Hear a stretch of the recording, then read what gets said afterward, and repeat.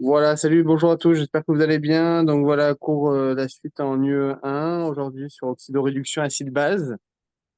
Donc un cours pas compliqué, mais qu'il faut savoir dès maintenant. Donc il faut, voilà, vous suivez bien ce cours-là. Normalement, vous allez travailler un peu dans la journée, ça devrait aller vite avec Mustapha.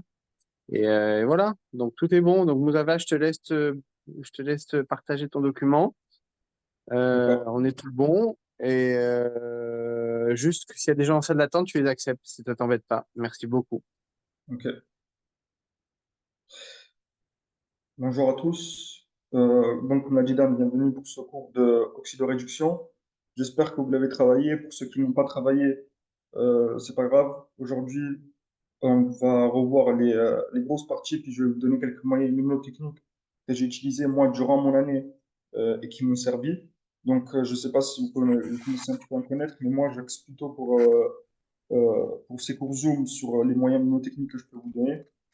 Voilà, donc ça va vous permettre d'aller plus vite lors de vos révisions et de vos réponses en QCM. Donc voilà. Donc on va voir d'abord les réactions d'oxydoréduction. Ensuite, on va voir les réactions d'acide-base. Ok. Donc je suis allé dans l'ordre du cours.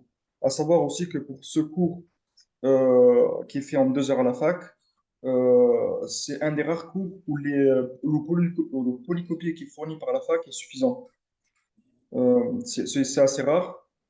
Vous allez avoir en général atomistique, tous les cours d'atomistique aussi qui vont être assez complets, assez exhaustifs dans les polycopiés. Et pour le reste, le polycopié n'est pas suffisant, donc il faudra travailler sur les cours que vous fournira Dan. Ok. Donc voilà. Les réactions d'oxydoréduction. L'oxydation, donnez-moi une minute. L'oxydation correspond à une perte d'électrons et la réduction d'un corps correspond à un gain d'électrons.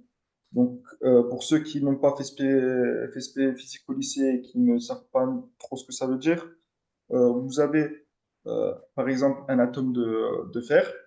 Cet atome de fer va se faire oxyder, il va perdre 2 électrons, il va se transformer en Fe de plus. Donc Fe, et il a perdu 2 électrons. Ça correspond à une oxydation, donc une perte d'électrons. La réduction correspond à un gain d'électrons. Donc ici, vous avez Ag, donc argent, qui va gagner un électron et qui va se transformer donc, en argent en atome neutre. Le moyen mnémotechnique ici, pour ceux qui ne savent pas, que j'avais utilisé, moi, que j'avais trouvé, c'était Opéra. Donc l'oxydation fait perdre des électrons et la réduction en apporte. Bon, le moyen mnémotechnique parle de lui-même, il est assez facile à retenir. Je voudrais aussi retenir votre attention sur une chose qui est très importante à comprendre pour ce cours, c'est que faire la différence entre oxydation et un oxydant et la réduction et un corps réduit. L'oxydation correspond à une perte d'électrons, donc c'est ça, une oxydation, tandis qu'un oxydant, bah, c'est ça. L'oxydant, lui, il va subir une réduction. Ok. Et à l'inverse, une réduction, c'est ça, donc c'est un gain d'électrons. Et un corps réduit, bah, c'est ça, c'est un corps qui est riche en électrons. Donc si vous avez aussi des questions, n'hésitez pas. Soit vous me les posez dans le chat, soit vous pouvez désactiver activer votre micro et me les poser. Voilà. Notez que les réactions d'oxydoréduction et les réactions acido-basiques sont toujours inversibles et réversibles. Forme oxydée et forme réduite d'un même corps constituent un couple redox. On note toujours à gauche la forme oxydée du corps. Donc, là, je vous parle des réactions oxydoréduction et des réactions acido-basiques qui sont toujours inversibles et réversibles, c'est-à-dire qu'elles peuvent se faire toujours dans les deux sens. Je tenais absolument à vous mettre ces deux réactions, donc les réactions oxydoréduction et acido-basique, même s'il n'y en a pas encore vu les réactions oxydo-basiques. Ce qu'il faut retenir déjà, avant tout, c'est que ce sont des réactions qui se font toujours dans les deux sens. Ok. Il n'y a pas de réaction irréversible. Elles sont toujours réversibles, ou le synonyme de réversible, c'est inversible. On pourrait utiliser inversible parfois. Donc, à savoir. Euh, on note toujours à gauche la forme réduite, la forme oxydée d'un couple redox. Ça, c'est une convention. Ça tombe en QCM, on peut vous piéger dessus, donc c'est pour ça que je l'entoure en jaune. Ça peut toujours tomber, enfin, ça va tomber, on va vous piéger dessus. Donc, on retient qu'à gauche, on met toujours la forme oxydée. Comment reconnaître la forme oxydée? Bah, c'est la forme. qui contient le moins de, bah, comme l'a dit tout à l'heure, celle qui a le moins d'électrons d'entre les deux formes. Par exemple, ici, là, on sait que Fe2+, il a perdu des électrons, tandis que le Fe, lui, il en a de plus que lui. Ok, donc à gauche, on va mettre la forme oxydée, celle qui a perdu des électrons, et à droite, on va mettre la forme réduite. Et donc, le moyen mnémotechnique que j'avais trouvé pour pas me tromper, bah, je me suis dit que à droite, on met la forme réduite, parce qu'à gauche, donc, ça va être la forme oxydée. D'accord? Donc, apprendre ou à laisser, moi, j'ai trouvé des moyens mnémotechniques sur le tas. C'était quand je faisais le cours ou mes fiches. Je trouvais des mnémotechniques. Maintenant, si vous en avez d'autres qui sont mieux, bah, quand bien vous fasse, choisissez, choisissez-les. La facilité avec laquelle un atome ou une molécule capte les électrons définit la force du couple redox, caractérisée par une grandeur appelée potentiel redox standard. Ça, c'est important à connaître. Pourquoi? Parce que on verra par la suite du coup que ça va nous servir. Donc, en général, tout ce que je vous mets sur les diapos, ça sert pour comprendre la suite. Parfois, je vais vous mettre aussi des choses qui ne vont pas servir à grand-chose dans le cours, mais ça, je vous dirais que c'est pas à apprendre, ou alors que ça tombe jamais. Donc là, par exemple, ici, le potentiel redox standard, ça va être avec celui-ci ou en QCM, on va vous donner des valeurs, et puis ce sera à vous de retrouver quel couple va se faire oxyder, quel couple va se faire réduire. Donc c'est pour ça qu'il faut bien comprendre ce que c'est. Euh, tout est dit là. Voilà, c'est la facilité avec donc une espèce chimique en général, capte des électrons. On appelle ça aussi, enfin, ça va nous servir à définir des oxydants forts, des oxydants faibles. Ça tombe en général beaucoup de fois dans les QCM, oxydant fort et oxydant faible, où en fait on vous demandait si le potentiel redox standard est élevé, bah, c'est un oxydant fort, et un oxydant faible, bah, c'est qu'il a un potentiel redox standard faible. Ça se note comme ça. Ok. On connaît les valeurs en général, donc comme c'est dit ici, de chaque couple. On va vous les donner et on va vous dire, on va vous demander donc de reconnaître qui est se fait oxyder, qui se fait réduire. Vous verrez par la suite en QCM, lorsque vous en ferez, de ce que je vous parle là. Les réactions d'oxydoréduction. Une réaction redox met en jeu les électrons. Elle fait intervenir donc deux couples redox. Donc comme on le voit ici, voici le premier couple redox. Couple redox ou couple d'oxydoréduction, c'est synonyme, d'accord? Redox, c'est pour aller plus vite, c'est un mot abrégé. Donc ici, l'oxydant plus n électrons, n étant le nombre de moles d'électrons, est égal, enfin, va donner de manière réversible une molécule réduite. Ici, le réduit qui va se faire oxyder, donc c'est une oxydation, va se transformer en oxydant plus n nombre d'électrons. Ok. Euh, voilà, donc tout est écrit là. Donc ici, on va mettre l'oxydant qui va réagir avec le réduit et euh, qui va donner donc sa forme réduite plus l'oxydant de celui-ci. C'est important à comprendre ça et surtout, bah, je vous l'ai dit, mais attendez une minute. C'est important de comprendre la force qui est faite, qui se base sur des tables spécifiques. Parce que vous allez voir dans le cours qu'on va vous donner des valeurs de potentiel standard, et vous allez vous demander s'il faut les apprendre. Il ne faut pas les apprendre. Parfois, je ne sais pas si j'avais déjà vu des QCM où en fait on nous demandait qui étaient plus forts sans même mettre les valeurs, mais en fait elles n'étaient pas à apprendre. Ok. Il ne faut pas prendre ces valeurs-là, on va vous les donner et ça sera à vous de reconnaître quel couple va se faire oxyder et quel couple va se faire réduire. Le prof met l'accent sur ça en cours, c'est ce qui montre l'importance de ça. Ça tombe souvent. Ok. Donc, lorsque la force potentielle redox de E1 est plus élevée que celle de E2, alors l'évolution va évoluer en faveur de l'oxydation, donc de celui-ci, enfin, de la réduction de l'oxydant en réduit. Et à contrario, lorsque la force oxydante ou potentiel redox standard est de l'oxydant numéro 2 est plus élevée que celle de l'oxydant numéro 1, et bien ça va aller dans l'autre sens. Là, on va essayer de donner des exemples pour que vous compreniez un petit peu mieux dans la suite du cours. Voilà. Par exemple, ici, on a de l'argent et du zinc qu'on fait réagir. Voici les coupes redox, donc toujours avec la convention qui montre que à gauche on met l'oxydant et à droite, on met le réduit. Ici aussi, pareil. Je vous dis ça parce que ça tombe, c'est déjà tombé, il y a des pièges dessus. Donc, il faut savoir qu'à gauche, comme je vous ai dit, c'est l'oxydant et à droite, le réduit. On écrit ici les demi-réactions. On appelle ça les demi-réactions, c'est-à-dire avec le nombre d'électrons que celui-ci va réagir pour former son réduit. Ensuite, bon, là, on s'en fiche un petit peu de savoir s'il y a écrit 2 ou 2. Ça, vous allez voir que ça, on va pas trop vous demander de rééquilibrer les réactions. On va plutôt vous demander de savoir qui va se faire oxyder et qui va se faire réduire. Donc, pour ça, vous regardez ici le potentiel redox standard. Ici, le potentiel redox standard du couple Ag plus Ag est égal à 0,8 volts. Tandis 0,80, 0,8, c'est pareil. Tandis qu'ici, potentiel redox standard du zinc, du Zn de plus et du zinc neutre est égal à moins 0,76 volts. Or, 0,4 plus 0,80 est supérieur à moins 0,76. Donc, la réaction va réagir en faveur de la réduction de l'argent. OK? Si par exemple, ça, ben voilà, c'est ce que je vous disais tout à l'heure, c'est ça qu'en fait on va vous demander, et c'est d'ailleurs cet exemple-là qui tombe souvent QCM. C'est en général toujours celui-ci qui tombe.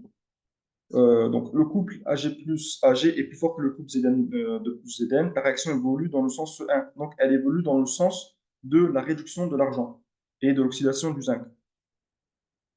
Expérimentalement, si on plonge une lame de zinc dans une solution d'Ag+, la lame se recouvre d'un dépôt d'argent. Bon, pour ceux qui ont pris spé physique, je pense que le TP, vous l'avez fait au lycée. Et puis pour ceux qui n'ont pas, enfin, qui n'avaient pas l'aspect, c'est pas grave, mais ça tombe pas, ça. C'est juste pour que vous compreniez un petit peu. Établir des réactions redox. Pour établir des réactions redox, on se base sur 4 étapes. Ces étapes, elles sont importantes à comprendre parce qu'on va on va vous demander dessus l'ordre des étapes et on pourrait vous piéger entre le nombre de 2 étapes. Donc là, je vais vous montrer quelles sont les étapes et à la fin, je vais vous donner un petit moyen technique à utiliser pour ne plus jamais me faire piéger sur ça. Ces 4 étapes nous servent à retrouver ça. Donc, on part de cette réaction-là à partir de ces 2 couples. Comment est-ce qu'on va retrouver à partir de ces 2 couples cette réaction-là? En fait, ça sert à que ça, ces 4 étapes. Ça, c'est une réaction un petit peu compliquée à première vue d'œil, mais vous allez voir que quand on va décortiquer ça, ça va être plus facile. Ok. Donc, ici, vous allez avoir MnO4 moins. J'ai une question, est-ce que vous savez comment s'appelle cette molécule que vous voyez beaucoup de fois en général durant la passe en biochimie, en chimie organique, quoi? Est-ce que vous savez? MnO4 moins. Permanganate de potassium, non? Permanganate tout court, il n'y a pas de potassium, mais Ah, voilà, c'est que ça. ah, ok. Donc c'est le permanganate, mais voilà, c'est bien. Permanganate, euh, donc ici, il est écrit à gauche parce que c'est celui-ci la forme oxydée. Là, on va voir par la suite pourquoi est-ce que ça, c'est la forme oxydée et ça, c'est la forme réduite. Tout à l'heure, c'était plus simple, il n'y avait pas d'autres molécules. Là, on a mis MnO4 moins. On va comprendre par la suite pourquoi est-ce que c'est lui la forme oxydée. Là, Mn, donc vous l'aurez compris, c'est le manganèse. Ici, PbO2, c'est le dioxyde de plomb. Et là, Pb2+, bah, c'est le plomb avec 2 électrons en moins. Donc, à partir de ça, on va pouvoir retrouver ces réactions-là avec ces 4 étapes. La première étape, donc, c'est d'écrire les demi-réactions des couples redox. Donc, ça, on l'a fait. Je vous l'ai mis ici, mais ça correspond à la première étape. Donc, il faut reconnaître les couples et les réécrire. Alors, vous allez me dire que comment est-ce qu'on fait? Ben, en général, le prof ne prend jamais de nouveaux exemples, il reprend toujours des exemples du cours. Et plus généralement, à force de faire des QCM, vous allez apprendre des trucs par cœur. Et voilà, et vous allez plus avoir de problème face à ça, à perdre du temps à réécrire les étapes ou quoi. Donc là, on fait ça vraiment pour que vous compreniez, mais sachez que les exemples du cours, c'est toujours les mêmes. C'est en général celui-ci et 2 ou 3 autres exemples que vous allez voir en QCM à force d'en refaire. Donc ici, la réaction, bah, je ne vais pas vous la dire, elle est longue, mais voilà, vous avez les demi-réactions qui sont ici. Ensuite, on trouve le NO. C'est ça, c'est très important. Je voulais entourer un jaune. Pourquoi? Parce que ça va faire l'objet d'énormément de QCM dans ce cours. Le nombre d'oxydations, qu'est-ce que c'est? Le NO d'un élément dans une espèce chimique est égal à la charge qu'aurait cet élément si toutes les liaisons auxquelles il participe étaient ioniques. Vous avez fait le cours, enfin, vous avez fait pour la plupart d'entre vous les cours d'atomistique, vous avez vu ce que c'était que des liaisons ioniques.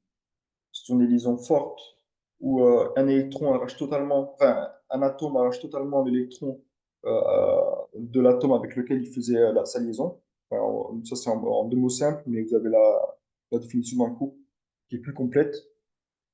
Euh, donc ça, on va voir quelques exemples pour que vous compreniez bien comment on le calcule. C'est le plus important, c'est vraiment de savoir comment on le calcule. Là, je vous ai mis euh, la définition qui est mise dans le cours, qui est mise dans le cours. C'est relativement simple à comprendre. Si vous ne la comprenez pas, lorsque vous ferez les cours d'atomistique, vous verrez ce que c'est que des liaisons ioniques, vous allez comprendre. Et aussi avec les exemples que je vais vous donner par la suite et les plus simples. Donc, pour un corps simple, le NO est nul. Pour un ion monoatomique, le NO est égal à la charge de l'ion. Et pour une espèce polyatomique, la somme des NO des éléments est égale à la charge de cette espèce polyatomique. Là, c'est des règles, mais on va voir en QCM pour que vous compreniez mieux. Alors, euh, donc, comme on a dit, la charge d'espèce polyatomique est égale à la charge euh, pour une espèce polyatomique, la somme des NO des éléments est égale à la charge. Ça, c'est important à comprendre parce que vous allez voir qu'on va vous donner des ions et en fait, bon, vous allez voir par la suite. Donc, pour l'oxygène, ça, c'est un tableau à apprendre. Il n'y a pas vraiment de moyens numéro ou quoi, c'est juste un tableau à apprendre. Mais vous allez voir qu'à force de faire des QCM là aussi, ça va vite rentrer avec quelques exemples, vous allez comprendre. Là, ici, vous avez l'oxygène. L'oxygène, lorsque on le retrouve avec une autre molécule, dans une molécule, celui-ci prend un eau qui est égal à moins 2, pardon. Mais là, c'est écrit en chiffres romains.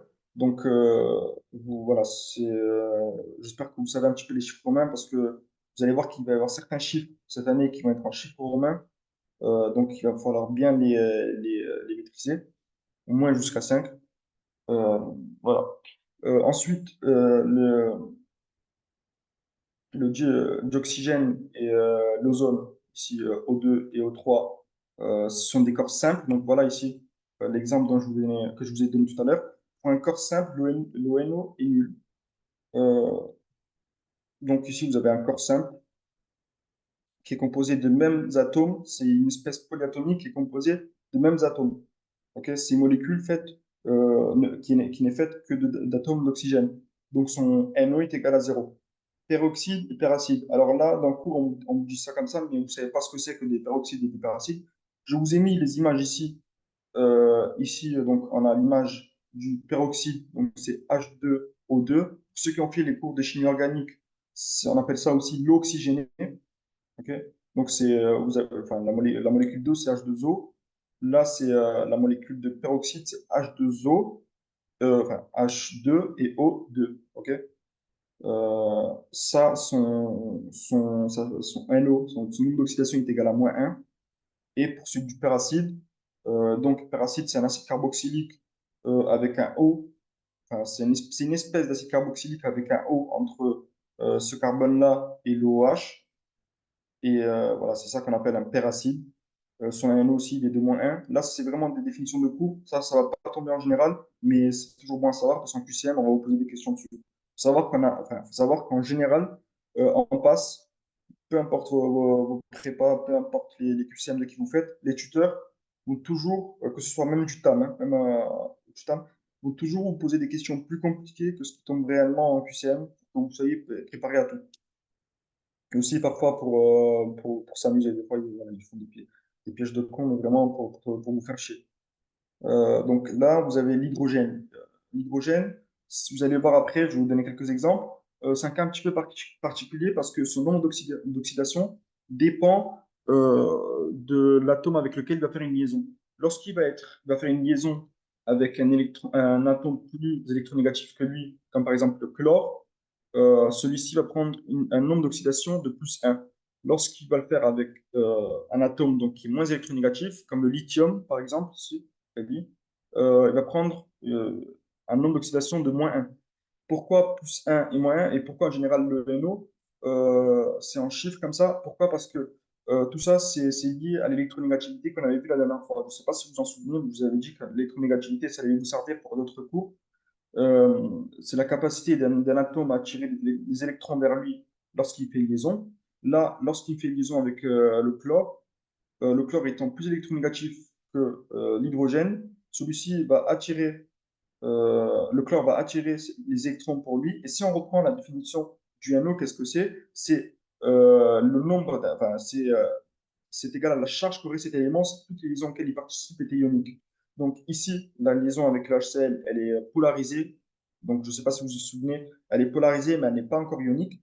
Par contre, on part de l'hypothèse que pour définir le NO, on stipule que toutes les liaisons sont ioniques. Donc que le Cl, il arrache l'électron de l'hydrogène et que l'hydrogène se retrouve donc sans électron. Ici, au contraire, l'hydrogène est un semi-métal, donc il va avoir en général une électronégativité avoisinant les 2. Le lithium est un métal, donc il a une électronégativité inférieure à 2. Donc si la liaison ionique si la liaison polarisée qui était entre les deux éléments était ionique, alors l'hydrogène sortirait vainqueur, on va dire, de ce duel et prendrait l'électron du lithium. Ok. À savoir aussi que ça, c'est pas une explication donnée d'un coup, mais c'est toujours bien de faire des liens. Au plus vous faites des liens avec vos connaissances actuelles, et au mieux vous allez ancrer vos connaissances. Moi, c'est comme ça que je marchais. Lorsque je pouvais faire un lien entre des cours ou des passages de cours pour comprendre le mécanisme, ben, c'est sûr que j'allais le prendre et que j'allais le retenir euh, d'une manière plus efficace. Donc, j'espère que vous l'avez compris. Si vous n'avez pas compris, vous pouvez me reposer la question. Voilà, on y arrive. Tout à l'heure, je vous parlais d'exercices de calcul de nombres atomiques, enfin, de nombre d'oxydation. Juste, excuse-moi, tu peux réexpliquer, s'il te plaît? Ça, enfin, c'est deux exemples ou le tableau? Le tableau, s'il te plaît. Ok, ok. J'ai pas très bien compris. Euh, comment? J'ai pas très bien compris. Ok, ok. Ce tableau, c'est le tableau qui va répertorier les numéros, voilà, les nombres d'oxydation de certains éléments qu'on a l'habitude de revoir en QCM. Ok, ça, c'est un tableau qui va les répertorier et qui va t'aider donc à t'en sortir. C'est avec ce tableau par la suite qu'on va faire certains exercices. Donc, lorsque tu vas avoir une molécule qui contient de l'oxygène, l'oxygène étant très électronégatif, et donc, il a tendance à attirer les électrons vers lui. Si toutes les liaisons avec lesquelles il faisait, si tous les atomes avec lesquels il faisait des liaisons devenaient ou faisaient des liaisons ioniques, donc comme la définition ici du NO, alors l'oxygène en général sortirait avec 2 électrons en plus, parce que en général c'est un des éléments les plus électronégatifs. Là, ici pour le O2 et le O3, ça, il n'y a pas vraiment d'explication. Enfin, il n'y a pas d'explication. Non, c'est des corps simples. En gros, c'est des espèces polyatomiques qui sont faites des mêmes atomes. Ok. Donc ici, O2 et O3. Là, si toutes les liaisons entre ces atomes étaient ioniques, étant donné que ce sont les mêmes éléments, qu'ils ont la même électronégativité, alors aucun des éléments, si toutes les liaisons dans lesquels ils étaient ioniques, aucun élément sortirait avec plus ou moins d'électrons. Et c'est pour ça qu'ici, en général, pas que pour O2 et O3, mais en général, pour tous les molécules qui sont faites des mêmes atomes, le NO de chaque élément est égal à 0. Ici, peroxyde et peracide, c'est -1. Et pour l'hydrogène, c'est un cas un petit peu spécial parce qu'il a une électronégativité euh, qui est de 2, donc à cheval entre les éléments qui sont très électronégatifs et les éléments qui sont très électropositifs. Lorsqu'on va lier un atome d'hydrogène avec une molécule très électronégative, avec un atome très électronégatif comme le chlore, eh bien, si la liaison avec ce chlore devenait ionique, alors le chlore sortirait avec l'électron de la liaison, l'électron de l'atome d'hydrogène avec lequel il faisait sa liaison. Et donc, le NO, donc le nombre d'oxydation de l'hydrogène, serait de +1, parce qu'il a perdu un électron. Okay. Je ne sais pas si tu te souviens de la dernière fois qu'on avait fait le cours d'électronégativité, mais quand tu perds un électron, ta charge devient +1. C'est pareil pour le lithium. Le lithium étant moins électronégatif parce que c'est un métal, si la liaison avec lequel il faisait, si le métal, en général, pas que le lithium, mais s'il faisait une liaison avec un métal et que la liaison devenait ionique, alors l'hydrogène en général il est plus électronégatif que les métaux, donc il partirait avec une charge moins 1. Voilà. Ça, c'est pas une explication qui est donnée dans le cours, c'est une explication euh, qui est faite à la base du coup qu'on a fait la dernière fois, effet inductif et mésomère. Je sais pas si tu as compris, mais enfin, je l'espère en tout cas. Merci, j'ai très bien compris. Merci beaucoup. Voilà, voilà les exercices de calcul de NO. En QCM, c'est ça qu'on va vous donner, c'est pour ça que je vous écris ici QCM. Là, par exemple, vous pouvez très bien vous demander quel est le nombre d'oxydation de l'azote, donc N étant l'azote, je ne sais pas si vous le savez, mais il faut le savoir, dans l'acide cyanhydrique. Ok. Donc ici, je vais vous donner cette molécule, je vais vous demander quel est le NO de cet atome d'azote. Et bien pour ça, c'est simple. Alors, déjà, la molécule est neutre. Ok, il n'y a pas de charge ici, moins un plus un moins 2 plus 2. Donc ici, l'ensemble, enfin, la somme de tous les nombres d'oxydation des atomes de cette molécule est égale à zéro. Ok. Ensuite, avec ce tableau donc, dont je vous parlais tout à l'heure, on sait que l'oxygène il a un nombre d'oxydation qui est égal à moins 2. Ok. Un atome d'oxygène, il a un nombre d'oxydation qui est égal à moins 2.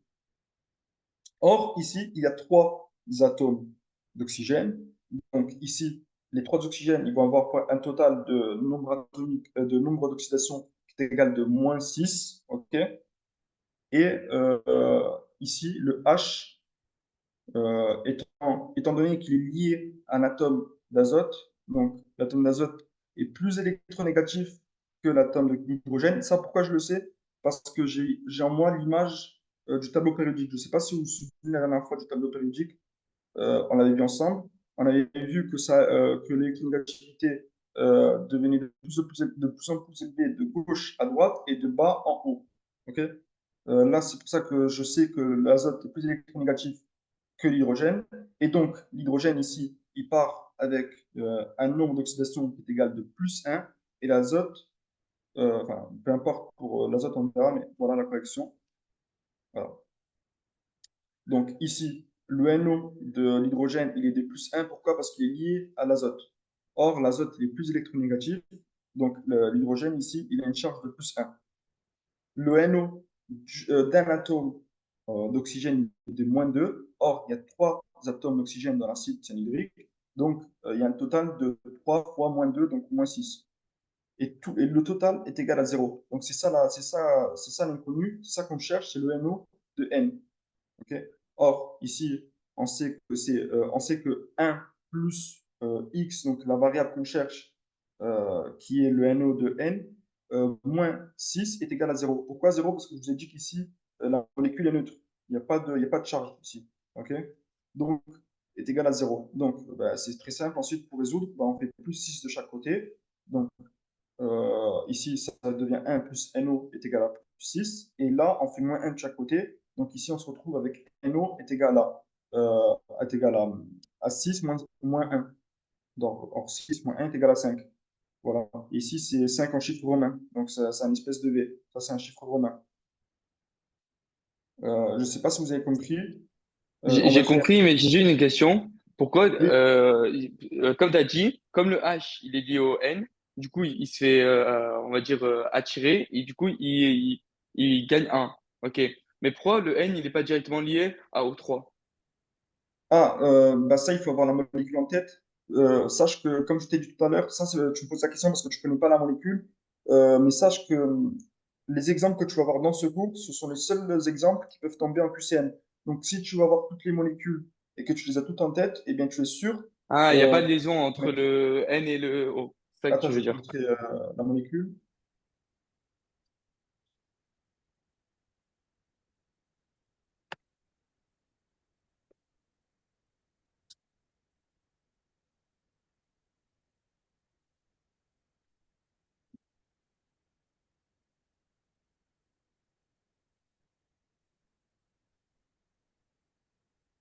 Acide nitrique, pardonnez-moi, je me suis trompé, c'est l'acide nitrique, pas acide nitrique.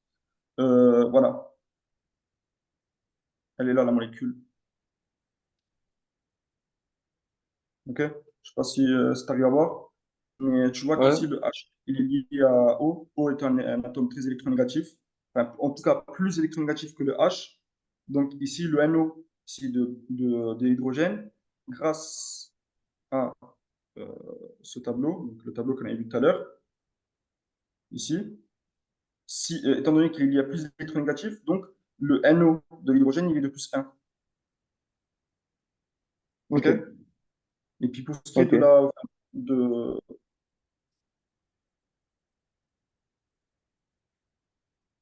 Ouais, euh, parce qu'on a dit à droite et en haut. ah, c'est ça, ouais, voilà. Donc ici, tu as à peu près une électronégativité qui est approximative, hein, c'est pas trop ça les valeurs. Ici, ils ont arrondi, mais en gros, c'est ça. Ici, on regarde l'électronégativité de l'hydrogène. Bon, nous, en passe, on apprend qu'elle est de 2,2. Euh, donc, l'électronégativité de l'oxygène ici, elle est de 3,5. Et donc, c'est beaucoup plus électronégatif. En général, l'azote aussi, il est plus électronégatif. Elle est de Donc, 3. et Voilà. j'ai une deuxième question, c'est que Oui. il y a HNO3. Tu as dit que, bon, comme il y a O3, du coup, l'eau, l'oxygène, c'est -2, 3 fois -2. C'est ça. Mais pourquoi? Mais dans le tableau, il y a marqué que O3, je crois que c'est 1. Oui, O3, ouais, je m'y attendais à cette question. O3, c'est lorsque tu retrouves la molécule toute seule. OK? Ok, Mais là, séparé, ok. c'est ça. Là, par contre, tu as O3 dans une autre molécule, quoi. Voilà. Ok, C'est ça, je vois. c'est aussi Merci. simple que ça. N'hésitez pas Merci. si vous avez d'autres questions. Toi aussi, tu n'hésites pas si tu as d'autres questions. Voilà. Là, on va voir le deuxième exemple. Pour l'instant, je vais encore continuer à vous montrer. Le troisième exemple, je vais vous laisser le faire. Puis vous m'en redirez. Alors, là, ici, vous avez une molécule de IO4-. I étant le iode O4, bah, c'est 4 molécules d'atomes, 4 atomes d'oxygène. Et I-, enfin, le moins ici, le 1-, c'est la charge totale de la molécule. Bon, on n'appelle pas ça une molécule, on appelle ça un ion, mais c'est la charge totale, quoi. OK? Donc, tout à l'heure, ici, vous avez le tout qui était égal à 0. Pourquoi? Parce qu'ici, vous n'avez pas de charge de charge. Donc, le tout était neutre, la molécule était neutre. Ici, la molécule n'est plus neutre. Vous avez une charge négative supplémentaire. Donc, le tout est égal à la somme des nombres d'oxydation de chaque atome donnera une valeur égale à -1. Or, on sait que euh, le nombre d'oxydation de l'iode plus le nombre d'oxydation de l'atome d'oxygène est égal de -2. Or, il y a 4 atomes d'oxygène, donc NO de l'iode plus 4 fois le NO de l'oxygène est égal à -1. Or, on connaît le nombre d'oxydation de l'oxygène, donc bah, on va pouvoir trouver facilement le NO de l'iode. Là, je dis ça de tête, mais enfin, lorsque vous serez face à votre QCM, soit vous connaîtrez les valeurs par cœur à force de faire des QCM, soit bah, vous aurez votre feuille de QCM pour y répondre. Ok. Donc, alors si vous êtes sur ordi, bah, vous pouvez acheter une ardoise ou alors vous pouvez faire un truc. En général, parfois vous avez besoin d'écrire dans vos QCM, surtout en UE4. Donc, je vous conseille toujours de garder une feuille avec vous ou, euh, ou alors de répondre directement sur la feuille de QCM si vous êtes sur papier ou si vous êtes sur ordi, bah, achetez-vous une ardoise ou une application ok, avec laquelle vous pouvez écrire. Donc, pour revenir à ce qu'on disait, donc, on cherche le NO de l'iode. Donc, on sait que, comme je vous ai dit, NO de l'iode plus 4 fois le NO de l'oxygène est égal à -1. Or, le NO de l'oxygène est de -2. Donc, en remplaçant, on retrouve que le NO de l'iode est égal à NOI+, enfin NO de l'iode plus 8, pardonnez-moi, excusez-moi. Le NO de l'iode moins 8 est égal à -1. Donc, on fait plus 8 de chaque côté. Et on se retrouve avec un NO de l'iode qui est égal de plus 7. C'est ce que vous avez ici. Vous allez, voilà, moi, maintenant, je les connais, ces valeurs-là. Pourquoi? Parce que j'ai une dizaine de QCM dessus. Parce que le prof ne fait que des QCM sur ces exemples. Donc, les tuteurs, bah, ce qu'ils font, bah, c'est qu'ils font que des QCM sur ces exemples. Or, des exemples, il n'y en a pas 1000 dans le cours. Donc, vous allez voir beaucoup de QCM sur ces exemples-là. Voilà. Tout ce que je viens de dire est écrit là. Maintenant, voici une molécule. Ça, c'est le chrome. Enfin, le chrome. Là, c'est encore l'oxygène. Et voilà, vous avez une charge qui est de -2. Donc, pour celle-là, je vais vous laisser la faire. Je vais vous laisser, il est quelle heure? Bon, il est 35. Je vais vous laisser aller jusqu'à 37, 38 pour la faire. Si vous avez des questions, n'hésitez pas à me les poser dès maintenant. Et pour l'instant, vous pouvez commencer à la faire. Chez vous, sur du papier ou de tête. D'accord?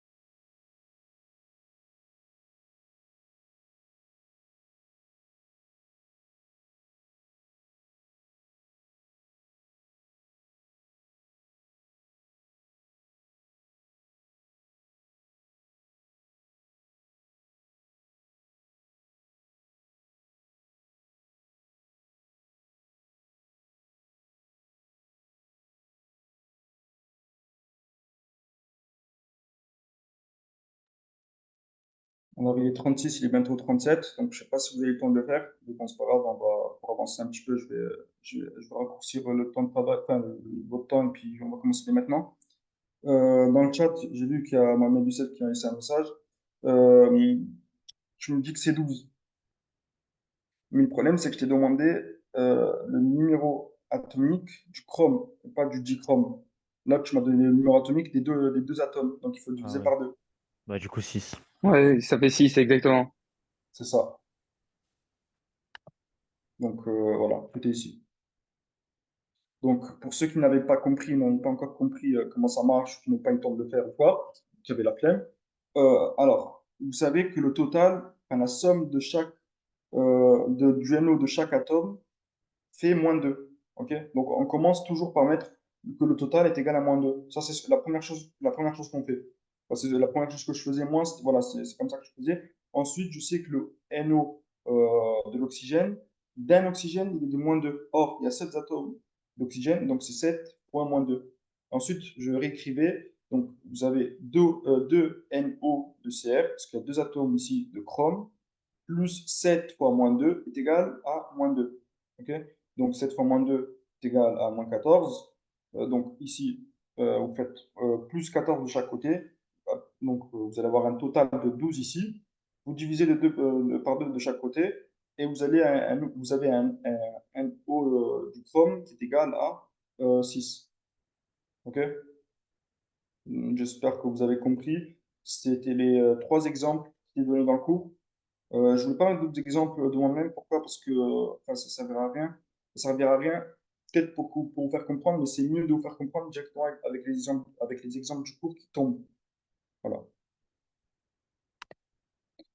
Euh, Ici, vous avez encore l'exemple du chrome, sauf que cette fois-ci, je vais vous demander de calculer le NO du chrome sous ces deux formes. Donc, sous sa forme oxydée et sous sa forme réduite. Ok? Donc, vous allez comprendre aussi pourquoi on appelle ça comme ça.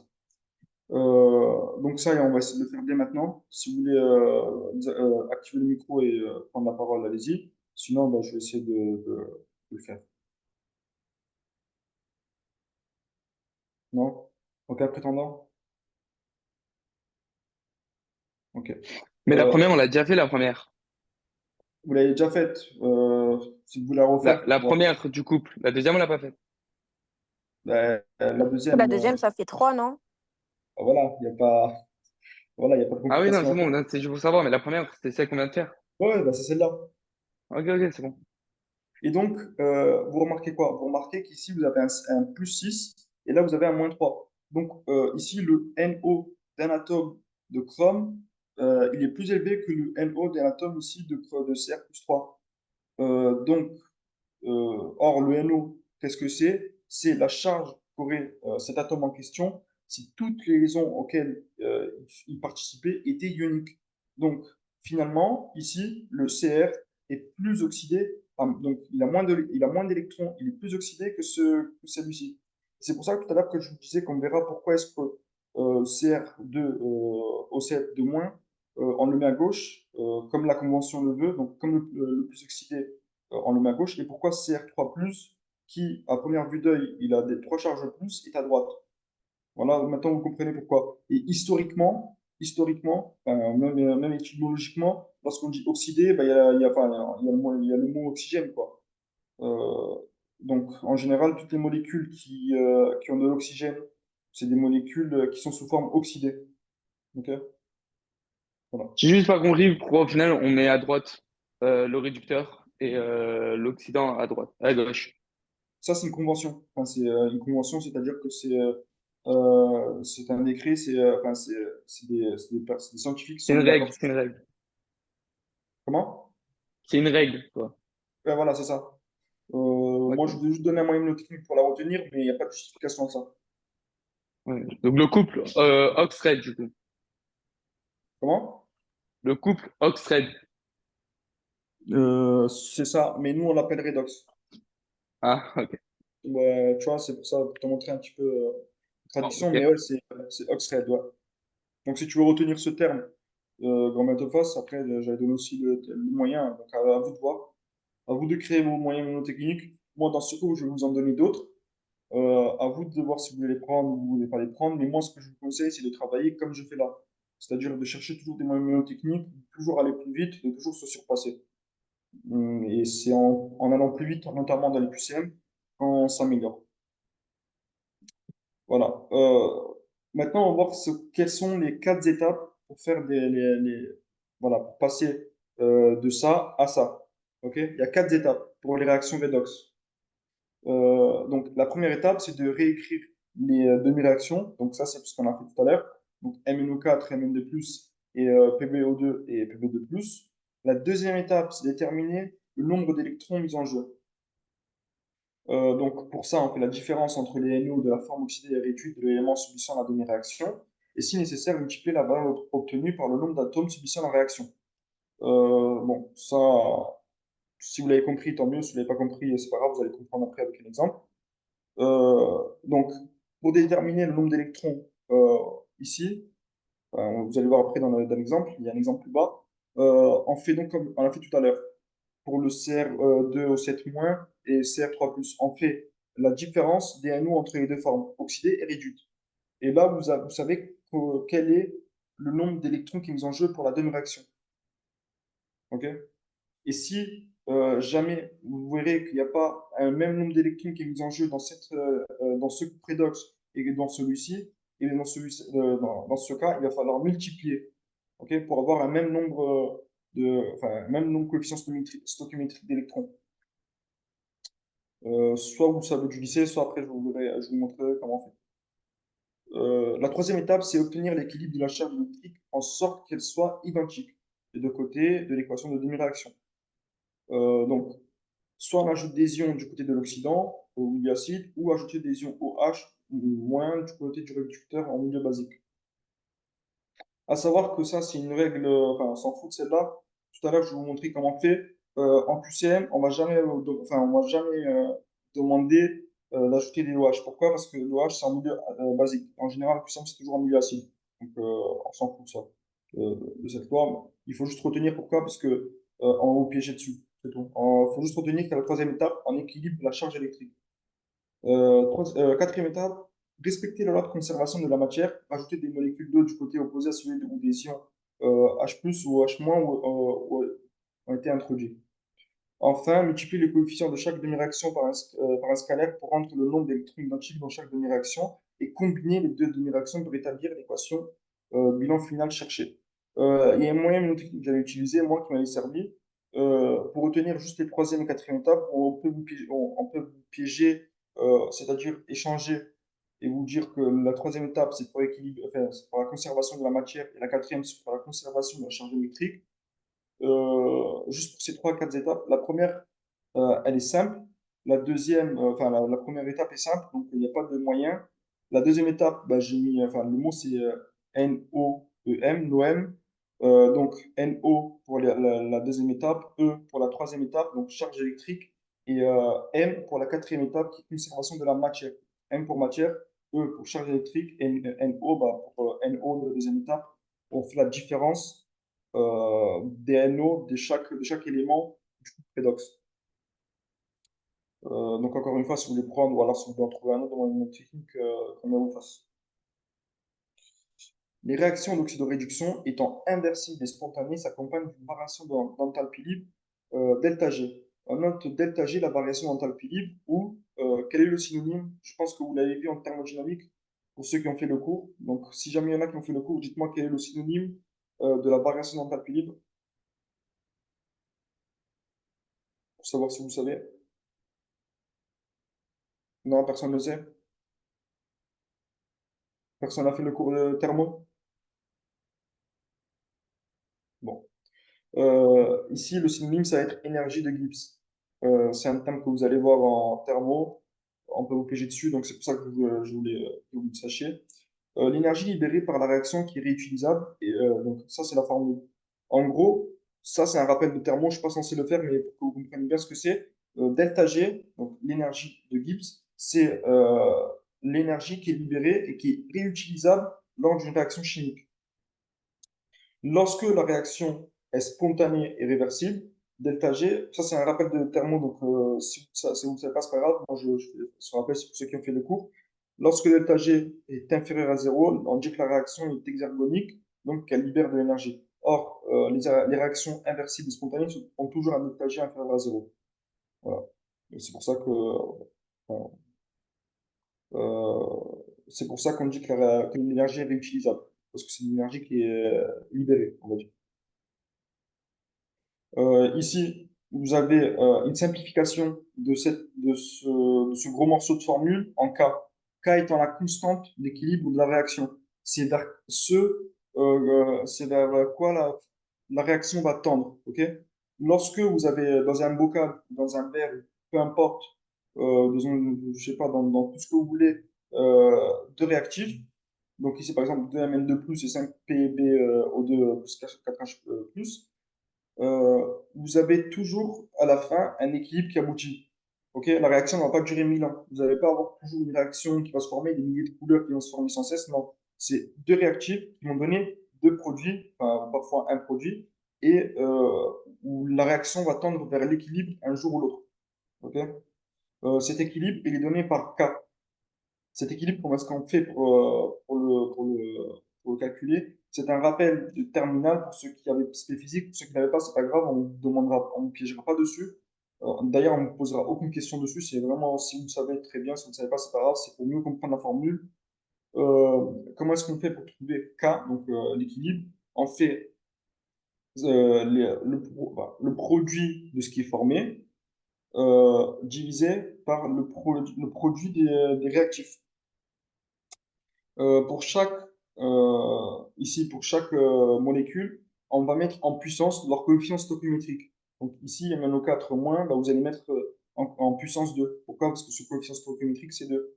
Ici, bah, c'est pareil avec la puissance 5, la puissance 2, et la puissance 5 encore. Voilà.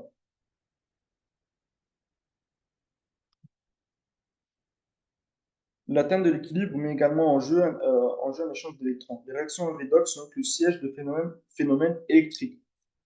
Euh, je ne sais pas si vous avez vu ce que c'est que l'électricité, mais l'électricité ou le courant électrique, c'est le déplacement d'électrons. Or, on a vu que les réactions redox mettent en jeu un déplacement et un échange d'électrons. Donc, on peut en conclure que les réactions redox sont donc le siège de phénomènes électriques. Ok. C'est ça l'électricité, c'est le déplacement d'électrons. Les échanges d'énergie associés aux réactions redox comportent donc un travail électrique. L'énergie qui est libérée, donc l'énergie qui est libérée, qui est réutilisable, donc delta G, euh, donc comme on l'a dit, elle va être réutilisable, elle va donc produire un travail. Okay, c'est une énergie qu'on va pouvoir réutiliser. Ça, vous allez voir en thermodynamique, c'est quoi le travail, c'est quoi la chaleur. Mais voilà, ça bien comprendre sous cette forme-là. C'est facile à retenir. En gros, les échanges d'énergie, bah, ils produisent un travail électrique, donc une énergie électrique. Le travail est une énergie. L'étude de ces phénomènes électriques, domaine de la chimie appelée électrochimie, est à l'origine de la compréhension du fonctionnement des piles. Donc ça, on s'en fout. Il faut juste comprendre que les piles, bah, c'est l'électricité, quoi. Sans plus. Voici ce qu'est une pile. Ça, vous l'avez soit vu au lycée, ça vous allez le voir dans ce cours, c'est c'est une pile assez basique. C'est la première procédé qu'on a appris au début du 18e siècle. Ok.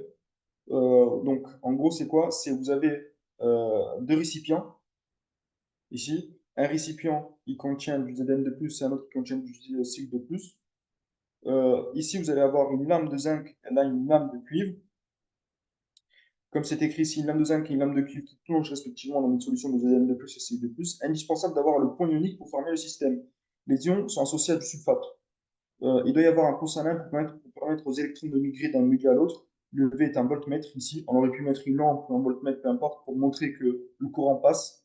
L'intensité du courant va du plus vers le moins. Les électrons vont dans le sens inverse. KCl, donc chlorure de potassium, c'est un point ionique.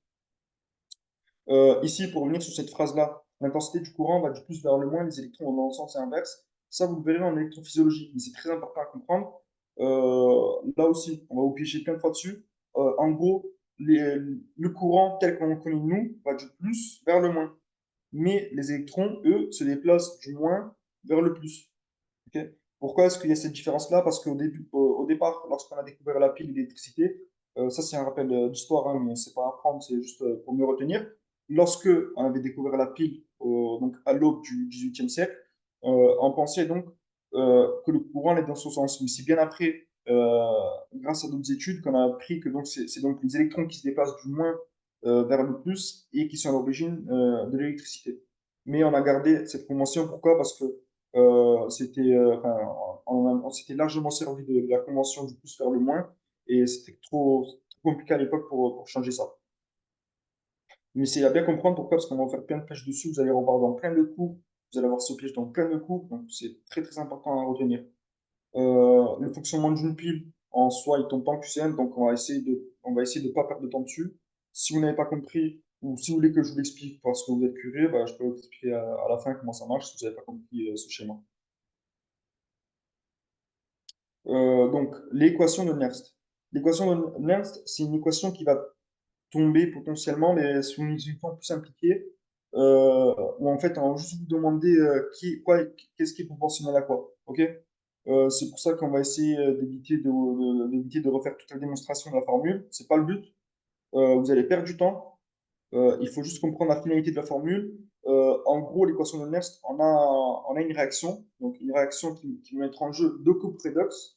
Et donc, euh, dans cette réaction-là, on va pouvoir calculer la force électromotrice. Donc, avec quelle force est-ce que les deux éléments vont pouvoir passer d'une forme oxydée à réduite et vice-versa parmi les deux couples redox. C'est à ça que sert l'équation de Nernst. Et ce que produit, c'est ce qu'on appelle une force électromotrice.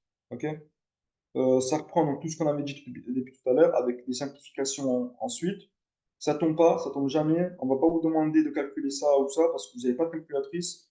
Donc, on peut éviter d'apprendre cette formule.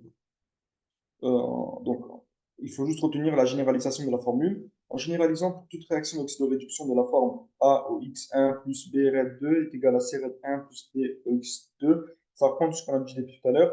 Le loi de Nernst, c'est de la forme, donc cette forme-là, ça on s'en fout, ça tombe pas. Voilà. Quelles sont les applications de l'oxydoréduction? On va d'abord voir qu'est-ce que ça produit. La différence de potentiel, donc E, est en fonction des concentrations ioniques. On peut doser, grâce à la mesure la différence de potentiel, la mesure potentiométrique du pH et mesure potentiométrique d'espèces oxydantes et réductrices. Donc, étant donné que E est fonction des concentrations, donc on peut trouver combien d'espèces oxydantes et réduites il y a dans un récipient et quel est le pH. Pourquoi? Parce que vous allez le voir par la suite, là, je vais vous montrer ça, lorsqu'on va faire tout à l'heure le cours de réaction acido-basique, le pH est fonction des concentrations d'atomes de cation hydrogène. Donc, si on connaît ça, on peut retrouver le pH. À quoi est-ce que ça sert? On peut fabriquer différentes piles grâce à l'électricité, donc les piles alcalines, piles au mercure et piles à hydrogène. Ça tombe pas. Ça, ces formules, ne les apprenez pas, ne perdez pas du temps à apprendre, ça tombe pas, c'est jamais tombé.